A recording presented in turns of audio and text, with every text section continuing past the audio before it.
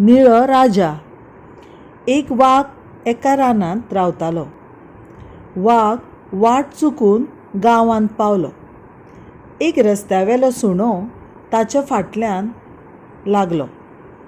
जीव वाटावन धांवतना वाघ तो गांवच्या शिमेर आशिल्ल्या एका घरांत पावलो. तें घर कपडे धुवपी मडवळाचें आशिल्लें. त्या मडवळांत कपडे रंगोवपा खातीर व्हडल्या मडक्यान खूब नीळ आनी उदक एकठांय घाल्लें. वाघ मडवळाच्या घरा पावलो आनी जनेलांतल्यान सरळ घरांत उडी मारली. वाघ निळो रंग करून दवरिल्ल्या त्या टबांत पडलो आनी थंयच वाघ लिपून रावलो.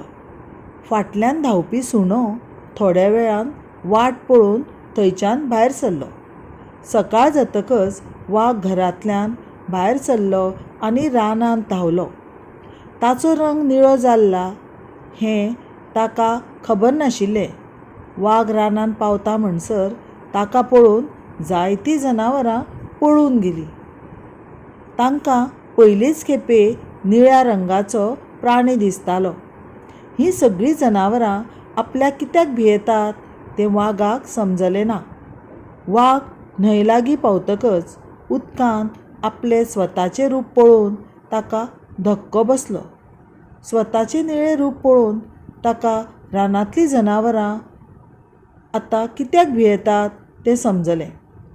वाघ सगळ्या भियेल्ल्या जनावरांचो राजा जालो आनी आतां ताचे दीस मजेंत सारतालो.